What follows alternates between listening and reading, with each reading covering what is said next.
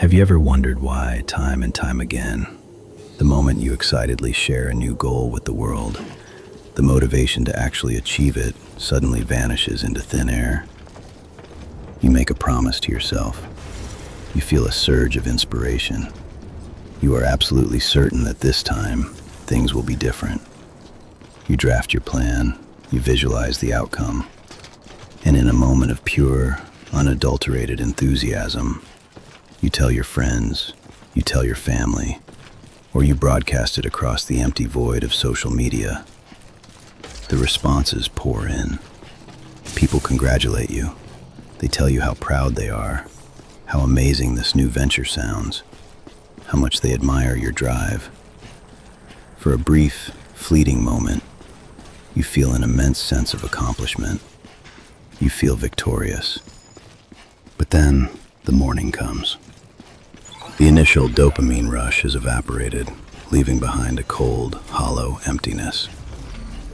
You sit down to do the actual, grueling work, and the fire is gone. The obsession has faded.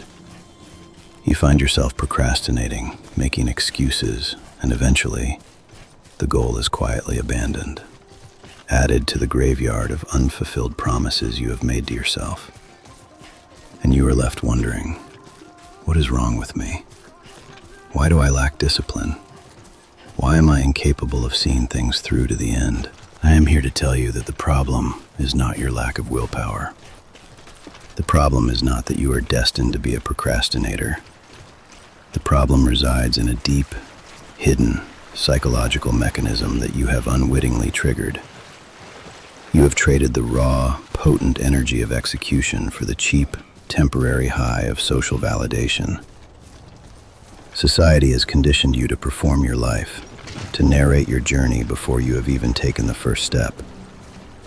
But in the realm of depth psychology and the ancient architecture of power, this behavior is a fatal flaw.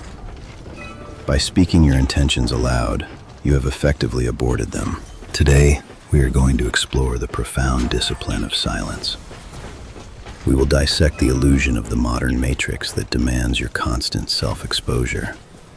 And we will journey into the minds of Carl Jung and Niccolò Machiavelli to understand why true masters operate exclusively in the shadows. We will uncover how silence is not an act of submission, but the ultimate expression of control. If you have ever felt exhausted by the need to prove yourself, if you are tired of starting over and never finishing, then close the door, quiet your surroundings, and listen closely. What you are about to hear will fundamentally alter the way you navigate your existence. We live in an era characterized by an unprecedented level of noise. The modern matrix is entirely constructed around the premise of visibility.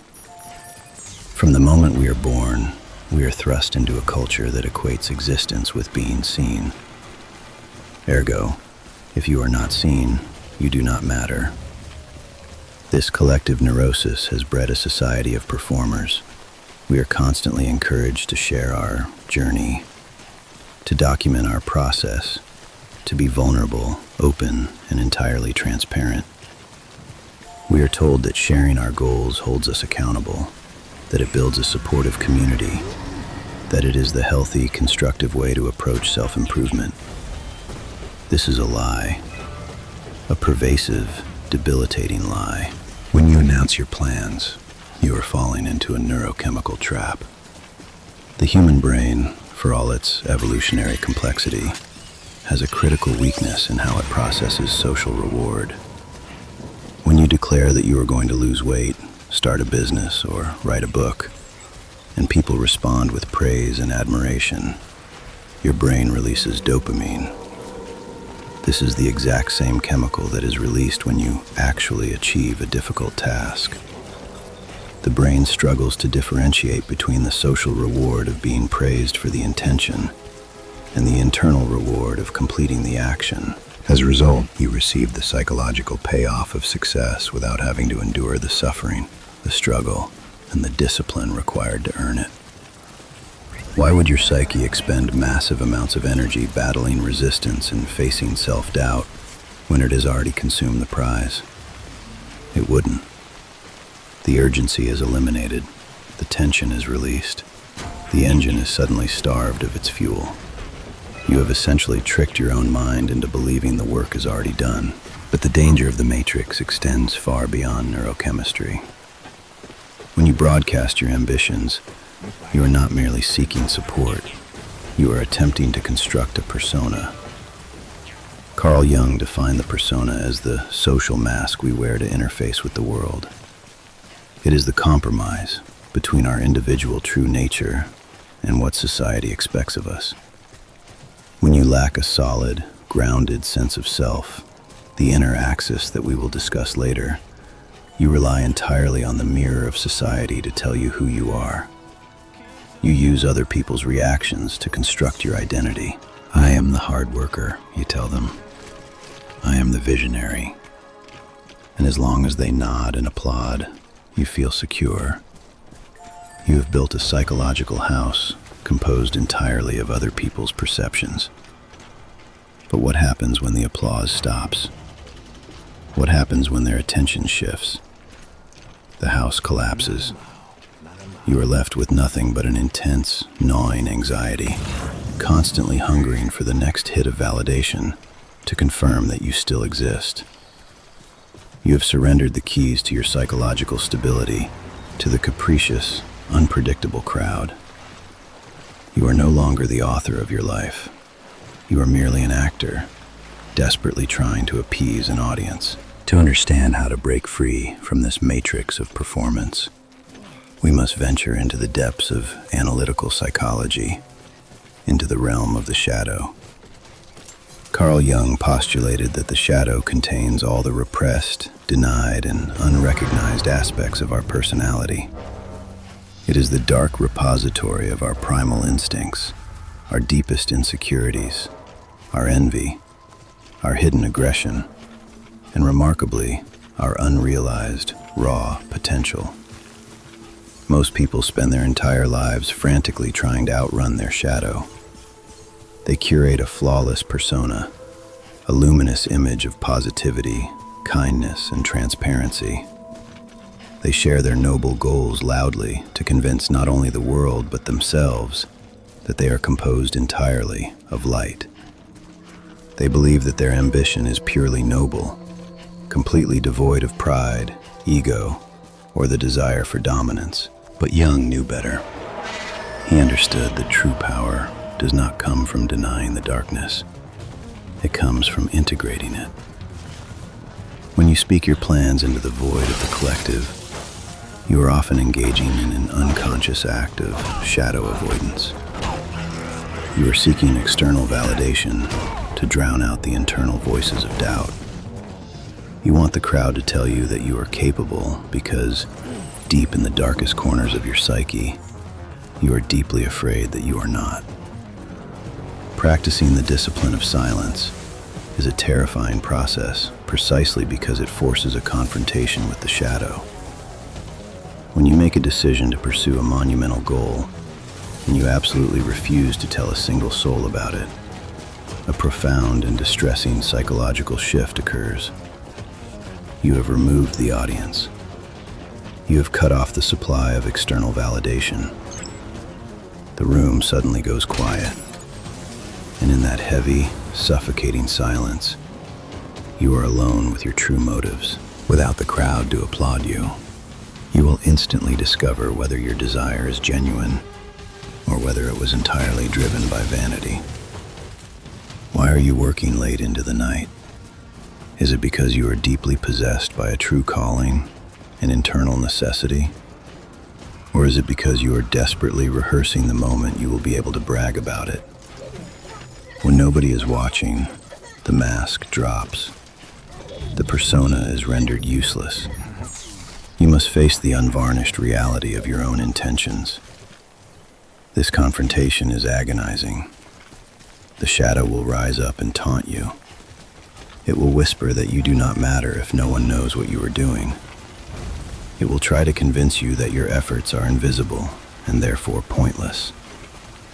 It will expose your deep-seated need for approval. But if you have the courage to simply sit in that silence, to observe the frantic machinations of your own ego without surrendering to them, something miraculous begins to happen. The energy that you previously hemorrhaged outward in the form of boasting, explaining, and performing is pulled back into the center of your being. Jung called this the process of individuation, the journey toward psychological wholeness. By keeping your intentions hidden, you create an internal pressure cooker. The psychic energy is contained, compressed, and intensified because it cannot be released through the cheap escape valve of talking. It has no choice but to be channeled into action. The silence becomes a crucible that burns away the impurities of vanity, leaving behind only the pure, indestructible element of willpower. If Carl Jung provides us with the inner psychological mechanism of silence, Niccolò Machiavelli, the master of political and social strategy, provides us with its external execution. Machiavelli understood that in the arena of human interaction, information is the supreme currency, and the careless distribution of information is an act of self-sabotage.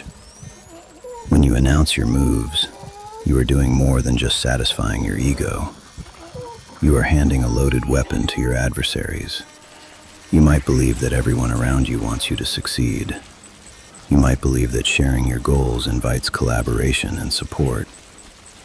But Machiavelli reminds us of an uncomfortable, brutal truth about human nature. Men are often driven by envy, self-interest, and a quiet, suppressed competitiveness. When you broadcast your high ambitions, you invariably trigger the insecurities of those who have settled for mediocrity. Your upward trajectory acts as a painful mirror, reflecting their own stagnation. While they may smile and offer platitudes of encouragement to your face, subconsciously, and sometimes consciously, they will begin to place obstacles in your path. They will plant subtle seeds of doubt in your mind. Are you sure that's realistic? Have you thought about the risks? Maybe you should lower your expectations to avoid disappointment. These are not expressions of care. They are the insidious tools of sabotage, designed to pull you back down into the comfortable, non-threatening herd. Furthermore, announcing your intentions removes the element of unpredictability. In any competitive environment, whether it is business, social dynamics, or power struggles, predictability is death. If your opponents know exactly what you are aiming for, they know exactly how to counter you. They can prepare their defenses. They can anticipate your maneuvers. You have willingly subjected yourself to their surveillance. Machiavelli advises a radically different approach: absolute, impenetrable silence. You must become formless. You must conceal your true intentions behind a veil of ambiguity. By never stating your ultimate goal, you leave others entirely in the dark. They cannot plot against an objective they do not know exists. They cannot formulate a strategy to block a path they cannot see. When you operate in silence, you control the narrative entirely. You do not invite opinions, critiques, or unwanted advice, because there is nothing for the crowd to comment on. You are not a subject of their debate. You become an enigma.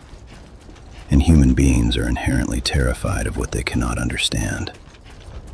When you move in silence, when you execute your plans without fanfare, the results, when they are finally revealed, strike with the force of a thunderbolt. The master strategist does not roar before the kill. The master strategist strikes from the shadows, leaving the world bewildered by the suddenness and inevitability of the outcome. Your silence is not passive. It is actively offensive. It forces others into a state of continuous calculation, wondering what you are doing, why you are so calm, and what hidden leverage you possess. Your silence commands respect because it suggests strength. It implies that you are so deeply rooted in your own confidence that you do not require their permission or their applause to proceed. To master this Machiavellian silence, You must develop a psychological armor that most people completely lack. Total emotional containment. We are deeply conditioned to react. When someone challenges us, our ego flares, and we instinctively want to prove them wrong. We want to outline exactly what we are doing to defend our pride. When someone ignores us, we want to shout our achievements to demand their attention. This reactivity is exactly how manipulate people control you. If someone knows that pushing a specific emotional button will cause you to spill your secrets, ruin your focus, or reveal your insecurities, you are nothing more than a puppet on their string. They dictate your emotional state, and therefore, they dictate your actions. True, unshakable power lies in the gap between stimulus and response. When you are provoked, the natural instinct is to strike back with words. The discipline of the master is to feel the intense heat of that anger, that indignity, that urge to prove oneself, and to trap it inside. You do not suppress it, pretending it does not exist. You contain it. You enclose it within your psychological fortress.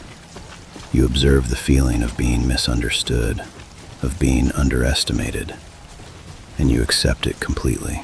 Let them underestimate you. Let them believe you are doing nothing. Let them assume you have failed. From the perspective of Stoicism, the opinions of others are entirely outside of your control, and therefore entirely irrelevant to your inner peace. Marcus Aurelius constantly reminded himself that the universe is vast, time is fleeting, and the clamor of human opinion is nothing more than the buzzing of insects. Why would you compromise your grand strategy simply to appease a passing judgment?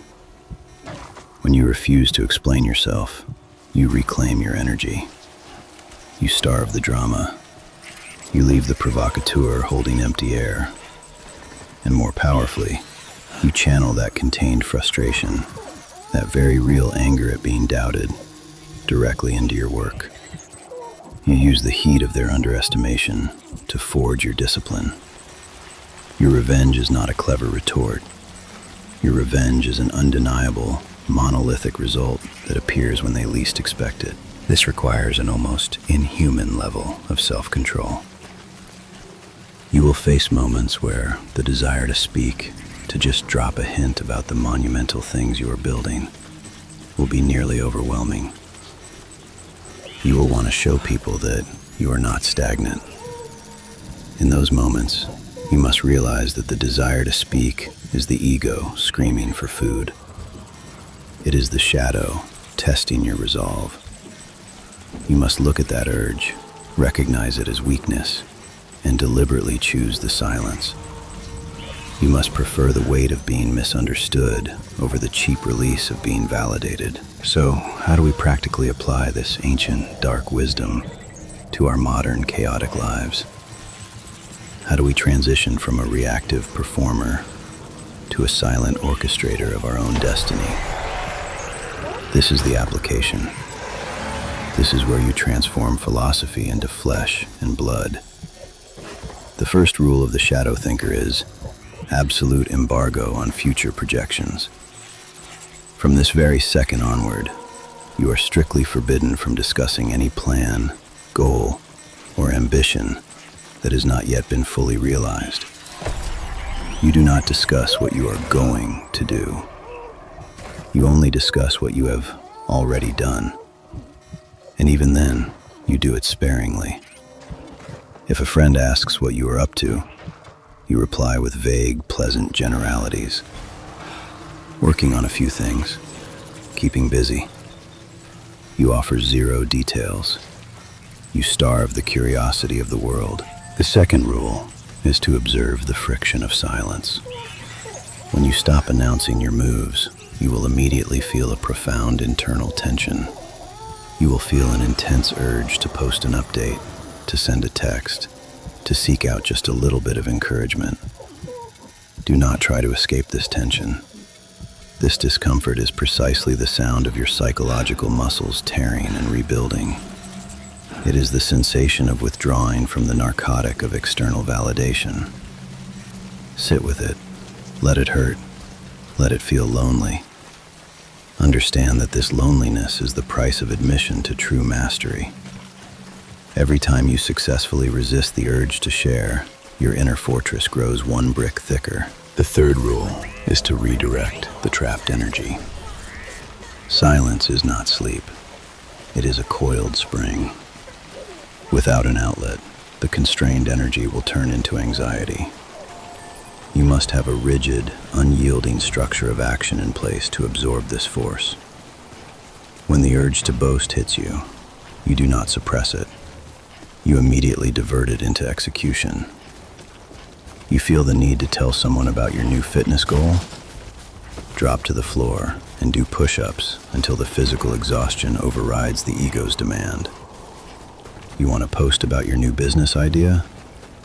Close the browser and write another chapter of the business plan. You transmute the desire for socialization into the fuel for your labor. The fourth rule is embracing the abyss of being misunderstood. Understand right now, deeply and entirely, that moving in silence means people will get you wrong.